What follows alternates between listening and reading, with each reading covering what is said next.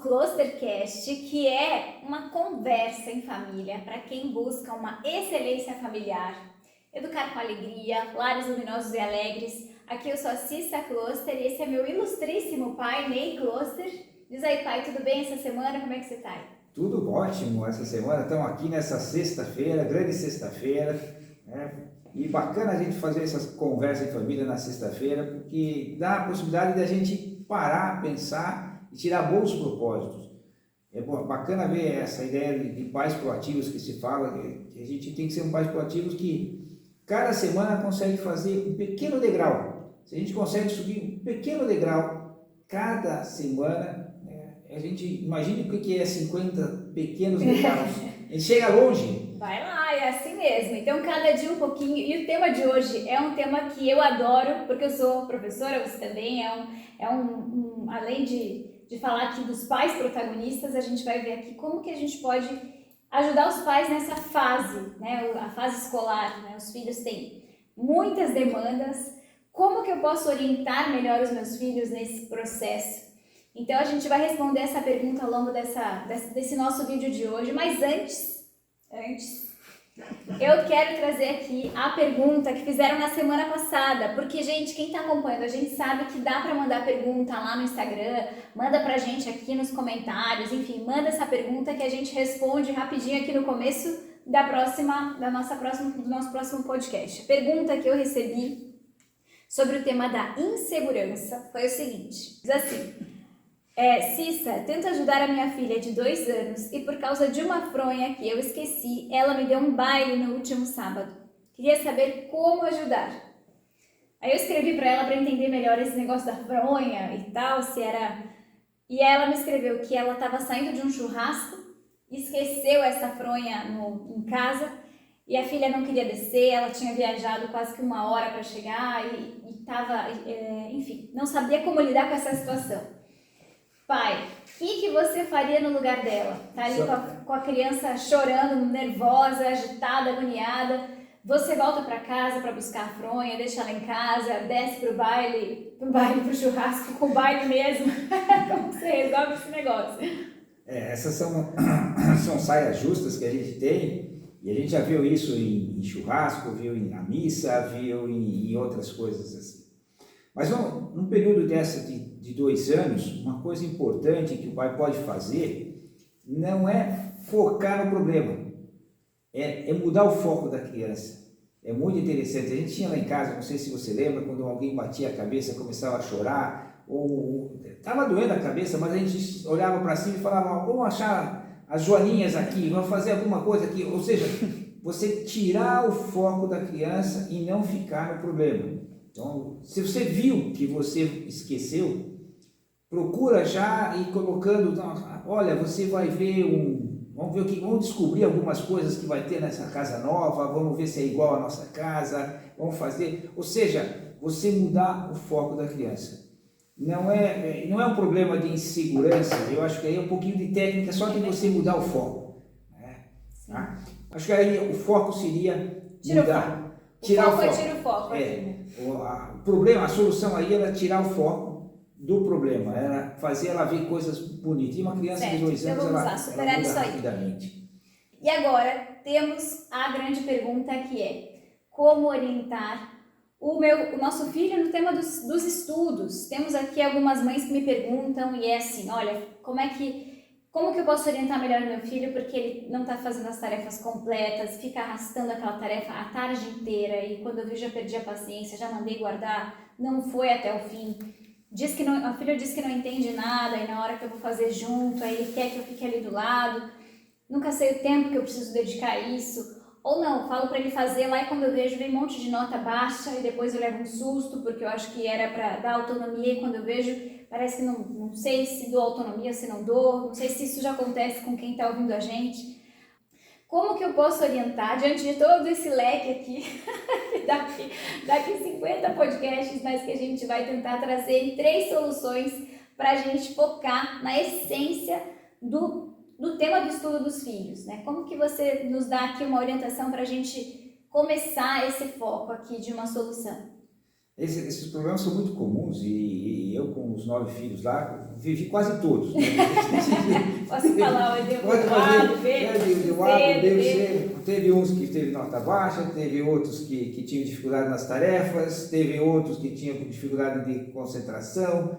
Quer dizer, esses são problemas que acho que todo mundo tem dentro disso aí, né? Então, o problema é que soluções você faz para evitar esses problemas, né? A primeira solução, eu vejo assim, é o envolvimento dos pais.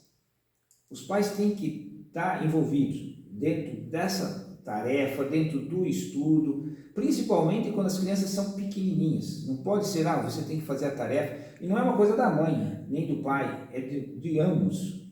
Dos dois, porque às vezes tem um que vai ter um dia de disponibilidade, outro vai ter outro de disponibilidade, e a criança fica muito contente quando o pai vem com ela fazer a tarefa, e não é fazer a tarefa por ela, pessoal, é fazer a tarefa com ela, né? Ajudando, motivando. E aqui eu me lembrei de uma coisa bem interessante, né? Tem uma sobrinha minha que estava comentando que tinha uma filha que estava com problema de nota, um problema de concentração, um problema de fazer a tarefa, ela não tinha tempo. Tinham até contratado um professor particular que estava acompanhando ela e não resolvia o problema. E aí a gente, naquela conversa, naquele jantar, falei, puxa, mas será que se vocês começassem a se envolver um pouco mais e criar um pequeno hábito, né?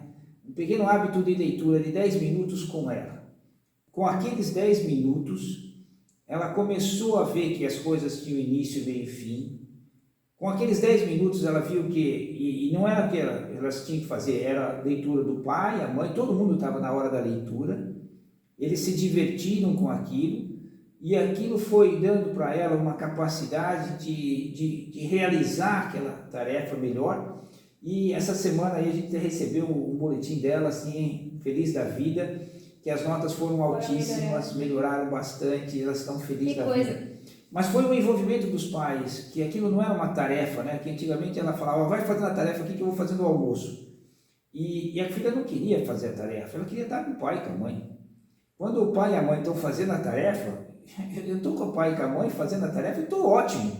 À medida que eles vão crescendo na faculdade, nos estudos, no ensino, eles vão tendo cada vez mais autonomia e vão fazendo mais sozinhos. Mas esse primeiro envolvimento, eu acho que é fundamental. E é um envolvimento interessante aqui, porque você falou, a mãe ficava às vezes tarde toda fazendo, né, fazendo mais ou menos, né, numa presença que não era uma presença, mas não é que não se envolvesse, né, mas é a qualidade do envolvimento.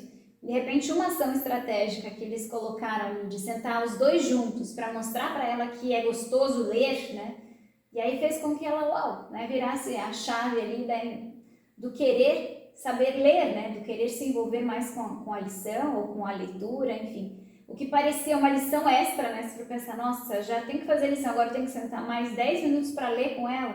De repente, esse pequeno hábito fez com que ela amadurecesse na visão dela, né? De aluna, de estudante, etc. Mas teve um momento que foi bem interessante aí, que é um caso que é legal, que não foi natural isso. Chegou uma hora que ela reagiu contra essa leitura. Não quis mais não fazer. Quis fazer leitura. Aquele dia ela falou, não vou fazer a leitura, né?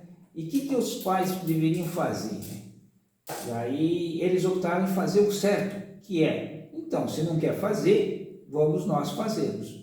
E eles sentaram e estavam lendo ali o livro, era até o livro do Pinóquio, que estavam começando a ler. Ficaram lendo lá em voz alta, sem ela. Continuaram, porque eles faziam em voz alta, né? E continuaram fazendo. E ela saiu até do quarto. Mas eles perceberam que ela não foi longe, que ela estava do lado de fora da porta. Estava lá por perto, bandido. E aí, percebendo isso, daqui a pouco um deles perguntou assim, mas se fosse ela, no lugar do Pinóquio, o que ela fazia? E naquele mesmo momento ela respondeu de fora do quarto, e foi o suficiente para ela vir correndo na cama conversar com ele sobre aquilo. Então é importante, quando você fala do envolvimento dos pais, não é que você, quando começa a se envolver, tudo vai dar certo. Tem uma hora que as crianças vão testar o teu limite, né? E se você não continua com aquilo, Né? Eles podiam fechar o livro e falar, então tudo bem, esse negócio não deu certo, ela não vem, a gente foi também embora não faz. e ela tinha ganho o jogo. Né? Mas eles reverteram o jogo com 10 minutos, onde eles, felizes da vida, continuaram lendo o livro e fazendo aquele livro mais espetacular ainda para chamar a atenção dela. Então, essa primeira etapa, a primeira solução é esse envolvimento dos pais. Isso é fundamental. Então, esse envolvimento que é uma presença, às vezes, para motivar na hora de sentar direito, na hora de fazer as coisas até o fim, né? E de mostrar que a gente se importa, não só na cobrança, mas também que é importante, né? Um segundo tema importante aqui, que é a rotina, né? A gente falou aqui um pouco desse interesse dos pais, mas agora pensar também no filho como rotina, né? Nessa estrutura de ambiente. Não dá para deixar o filho fazendo lição um dia na cozinha, um dia no tapete da sala, um dia no quarto, no meio dos brinquedos, um dia na cama. Mas como que a gente pode trazer esse tema da tarefa de casa, assim, para um ambiente mais formativo, para uma rotina um pouco mais preparada? Bom, a gente tem que saber que a tarefa de casa ela tem várias finalidades, né? Uma delas é aprender a matéria, né? E para isso eu tenho que ter um ambiente correto. Então, preparar o ambiente é muito importante. E aí vale até um simbolismo, né? Pessoal, vamos fazer a tarefa. Agora todo mundo em silêncio, vamos fazer a tarefa. Eu crio o ambiente de estudo. Não dá para ela fazer a tarefa competindo com outras coisas. E se você cria esse ambiente, você dá um tom, né, mais, assim, mais nobre para aquela atividade. A segunda coisa é que as tarefas ajudam você a ter disciplina e responsabilidade. Então, eu tenho que fazer a tarefa, eu tenho que cumprir aquela tarefa. E foi interessante, eu lembro, já contei isso para vocês aí, que a minha mãe me ensinou isso. Teve uma vez uma tarefa de uma redação sobre Duque de Caxias, que eu acho que escrevi umas 10 vezes na folha de papel ao máximo, e tinha um erro, e ela falava, não, isso não é um padrão nosso, né? Isso aqui não é o que você pode fazer. E eu já estava entregando as toalhas, eu falei, não, vai assim mesmo, né? Não tem problema, é só um riscar. É ele mesmo, né? A professora já eu não aguento mais. Né? E ela falou, não, você pode fazer melhor. Então ela me ensinou com aquele dia, eu já era bem pequeno, que eu tinha que entregar um trabalho bem feito. Com alegria, né? Com paciência. Às vezes né? com chuva. Estava só eu e ela ali.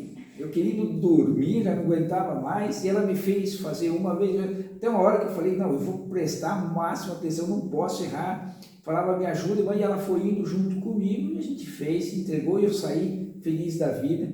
Tinha terminado, fui correndo. Aliviado. Mas no fundo, o que ficou daquilo até hoje, né? De você entregar um trabalho com responsabilidade, muito bem feito. Então, o que a mãe fez ali? Qual que foi o trabalho dela? O envolvimento. Ela estava ali fazendo comigo e ela foi me ensinando a criar padrões, virtudes e hábitos bons ali. Sabe que isso me lembrou essa frase do São José Maria Escrivá, que falava isso. Devagar e boa letra, que fazer as coisas bem importa mais do que fazê-las. Perfeito. E essa é uma frase que é importante a gente voltar a ela várias vezes, né? Fazer as coisas bem feitas, né? Não é só, escreve aí, filho, marca a letra B, lá marca o 37, aqui agora vamos lá, guarda que essa professora não vai mais te perturbar com esse negócio aqui, não. É ali a hora da verdade, né? Com relação às responsabilidades que a gente tem. Isso da tarefa, vendo assim, para você aprender, tem um processo, né, que a gente aprendeu aí com o professor Pier, né? É interessante isso, né? Porque eu sempre volto a essa ideia também do professor Pier. Ele falava também uma frase que é impactante, que ele falava, matéria dada é matéria estudada hoje. E ele explicava como o nosso cérebro funciona. Que é a ciência disso aí, né? Como é que é o processo de aprendizado, né? Você pode fazer um resuminho desse processo de aprendizado? Eu sei que você gosta disso aí. Eu gosto. É assim, ele falava que tudo que a gente ouve, né? A gente está aqui, a gente ouviu um podcast que nem esse, a gente está lá, passou por outro negócio, leu um livro e tal. Então, todas as informações, seja nós ou o filho em sala de aula, ele vai absorvendo aquilo e vai entrando no sistema límbico. O sistema límbico é como o hall de entrada do cérebro. Vai chegando lá os caminhões de informação. É a memória RAM do computador. Essa memória que está ali ativa, mas enquanto eu estou acordado. Ela é rápida para absorver, mas ela é de pouca capacidade. E aí o que acontece é que na hora que eu pego o meu lápis, a minha caneta, vocês que estão acompanhando a gente, o que eu quero lembrar dessa informação? Eu falo para os alunos que eu acompanho nas mentorias de estudo, eu tenho que falar para o meu cérebro como se ele fosse um bebezinho, assim. O que você vai lembrar disso? Como que você vai lembrar disso? Ajudá-lo a sair da zona de conforto. E às vezes é questão de chegar, desenhar. Não, mas eu já anotei isso no caderno, vou anotar de novo no resumo. É a hora que eu vou esculpir aquela informação. Porque tudo que eu ouvi até agora é como se eu tivesse escrevido. Eu só escrevi na areia. Aquilo, quando eu for dormir, vai ser esquecido. Essa memória de curto prazo, que fica no sistema límbico, ela está condenada a desaparecer logo depois que eu for dormir, né? Porque o cérebro faz essa higiene mesmo, né? Para adquirir novas informações no dia seguinte. Que é o sono que a gente sente, né? A necessidade do sono.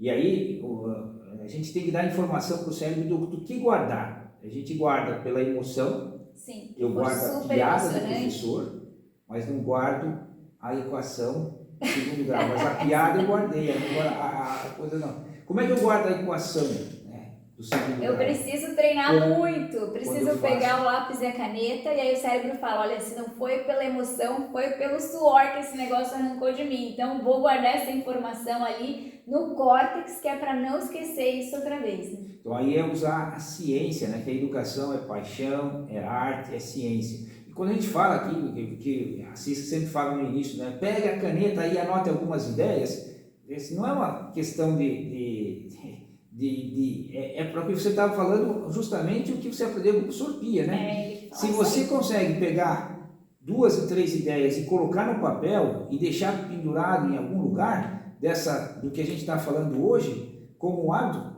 aquilo vai ficar para sempre.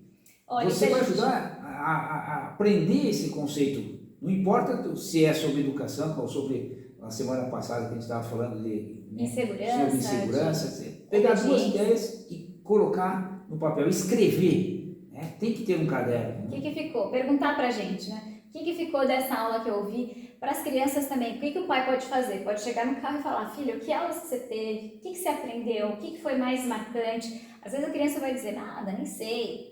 Foi igual semana passada. Mas a gente tem que ter aquela capacidade engenhosa de conseguir extrair daquele cérebro preguiçoso alguma informação mais ali. Cissa, você uma vez me mostrou um quadro que diz assim, se a gente aprende o que a gente esquece rápido o que ouve, depois o que escreve. É assim, ó. Você lembra dessa sequência aí? Esse é um ditado que falava assim, ó. Tem alguns graus de informação que fixam na nossa cabeça, né? Assim, se eu ouço, eu esqueço. Se eu vejo, eu entendo. Mas se eu faço, eu aprendo. E quando você ensina? Aí você aprende mais ainda. Então, quando o pai pede para a filha assim, fala para mim o que a professora falou, você está usando o máximo da potencial. Máximo. É a hora que eu tenho que eu mesma elaborar aquela informação de uma forma muito mais aprimorada e simplificada. Né?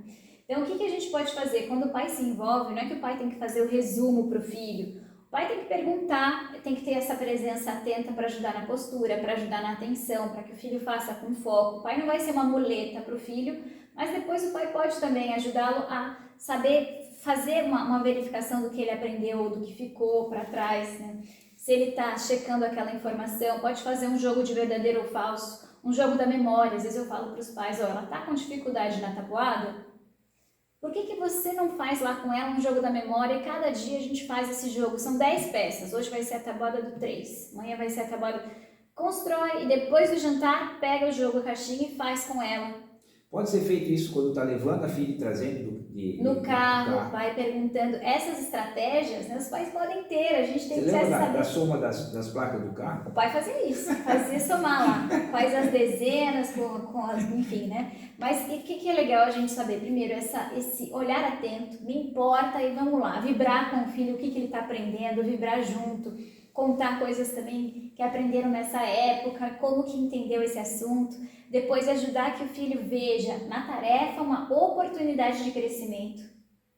E a terceira ideia que a gente falava aqui também é ver, né, na verdade, que o estudo deve ser diário. O estudo não é uma coisa sazonal, de calendário de provas, não. Estudo é algo diário, é a hora que eu vou trabalhar ativamente aquelas informações que me vieram aí passivamente enquanto aluno. Então essa seria uma terceira ideia, estudar, não só fazer a tarefa, mas estudar aquele conteúdo. Então não é para estudar para a prova, é para estudar. É para estudar, para aprender cada dia. Não, pais, né? Não fiquem perguntando só a prova, quanto que tirou na prova, mas pergunte como que você estudou hoje. Então esse é o nosso lema, certo? Das frases que você falou, duas aí você podia repetir, né? Devagar e boa letra, que fazer as coisas bem importa mais do que fazê-las. E do professor Pia? O professor Pia falava assim, matéria dada, matéria estudada hoje, antes que se passe uma noite de sono. Ele complementa assim. Exatamente, eu e acho aí que já com essas duas frases... Deixamos aí, gente, anotar aqui quais vão ser os nossos propósitos para mudar alguma coisa hoje, e certo? Pais, caneta, quando ouvir algo que é importante, caneta e papel